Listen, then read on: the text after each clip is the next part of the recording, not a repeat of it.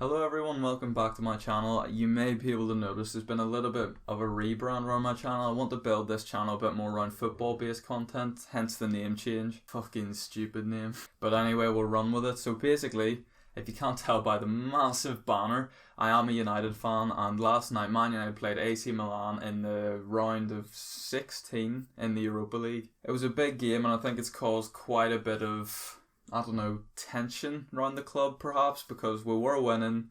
90th minute header that made it change the entire complexion, of the entire tie, because AC Milan got that away goal. So we are now going into the second leg, and if United fail to score against AC Milan, we're out, and that's just it. So AC Milan could play completely defensively. We're not sure. They didn't in this game.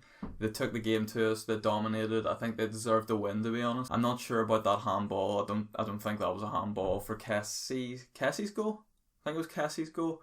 It was a fantastic goal, but I'm ruled off for a handball, which I don't think it was. But I think Man United going out of the Europa League in the round of 16 would be a massive, massive failure. We should be favourites for this tournament, considering how close we were to going through the Champions League group stages, beating the likes of PSG and RB Leipzig, who are... Well, Leipzig just went out, but PSG are still in the Champions League. And to go out at this stage would be a failure on Ole Gunnar Solskjaer's record, to go with another semi-final defeat this season and still way off in the league. I know we're second, but do we deserve to be there? I'm not so sure. And before we go into possible questions this match could bring up, I'd like to say that Amad Diallo, he's arrived, scored his first goal. I thought it was a brilliant goal, and I'm really excited to see what this kid can do in the future for us. But there are two major questions that should be asked after this game. Number one, is Dean Henderson ready to be Man United's number one goalkeeper? And two, is Ole good enough to continue after this season as Man United manager? So I'll address the first question first. I think it's a bit easier.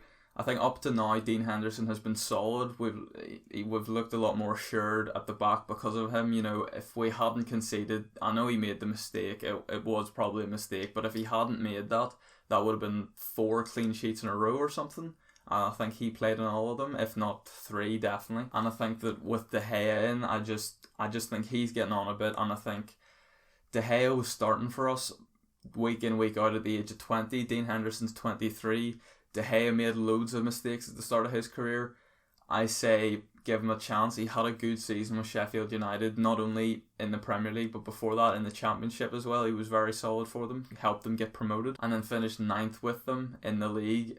He was one of the best goalkeepers in the year last season. He's been good for us this year. He's made 2 mistakes, which is true. De Gea's made more than that this season, so I think we'd be reducing the amount of mistakes made, even though he has played a considerably less amount of games. But in my opinion, I say we back Dean Henderson. We should get a backup goalkeeper, someone like Ben Foster, I think would be a really good shout. And then try and sell De Gea, because he's on massive wages and I don't think it's worth it anymore. Now the next question, this is one I stand very strongly with, and it's, should Ole be our manager next season? And in my opinion, he shouldn't. Has he done a good job so far? Yes, he's really brought in stability in our club. He's brought in some brilliant players. He's completely changed the whole vibes around the club from when Jose Mourinho was last in. And I don't think he wouldn't be leaving on a low, I don't think. But at the same time, I don't think Ole can take us any further than he has this season. You know, second in the league, semi-final in the Carabao Cup. We're still in the Europa League, kind of. We're still in the FA Cup, and he could maybe change my opinion to give him another season. But for that to happen, he would have to stay second, which I'm not sure we can do. He would have to win the Europa League, and he'd have to win the FA Cup. If he didn't win those, how can you call it progression? Obviously, you can look at the face value of things and think, look, we're second in the league, so that must mean we're the second best team in England. But you have to look into that more. Liverpool have had a terrible time of it recently. Arsenal have had a terrible season. Leicester have started falling off. Spurs started falling off a couple of weeks ago, or like a month or 2 ago. One of the bigger challenges is West Ham. That's not really a challenge to you. Chelsea started falling off halfway through the season, and they're looking way better now with Tuchel, and I think they'll probably end up finishing second. And yes, we beat City, but you got to look into that more as well. It was one of the first games of the season. City didn't look like they could score. That wasn't overly down to us. Maybe it was a wee bit. We got a penalty in the first couple minutes. That's quite lucky. It was a penalty, But, you know, you look into the game more. Against the Big Six, that was our first win.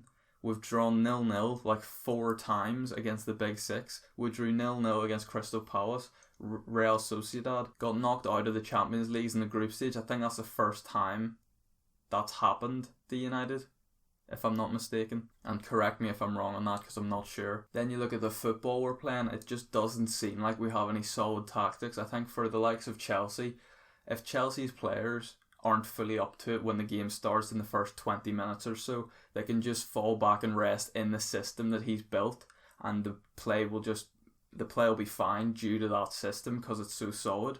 And I think when United's players start slowly, which we often do, there isn't a system to fall back to. So it ends up we get played off the park in the first half normally. And if you're trying to progress as a club, that can't happen. And I've been a big believer for a long time now that Ole really doesn't have any tactics. Not like solid tactics. There may be drop back and counter attack, but to be honest, that's about it. The lack of movement when we're in and around a low block, it's non-existent almost. And you could put that down to the players, but there's no tactics for the players to work with. And he's called a PE teacher a lot, but I think as well, a lot of the time he is saying, just go out and enjoy yourselves, lads, which you can't say in the Premier League. And I think the likes of a Julian Nagelsmann, he looks like he's doing well with Leipzig at the minute. It could be his last season there perhaps, and if he's free, we need to get him in because he's a fantastic manager. And this is stuff I've been saying for like a year and a half now. But anyway, that's going to be me for this video. I hope you did enjoy. Predictions maybe for the second leg, I'm going to say two each. I think we'll just about get through because I always have to back my team. But anyway, thank you very much for watching, and I'll see you in the next video. Goodbye.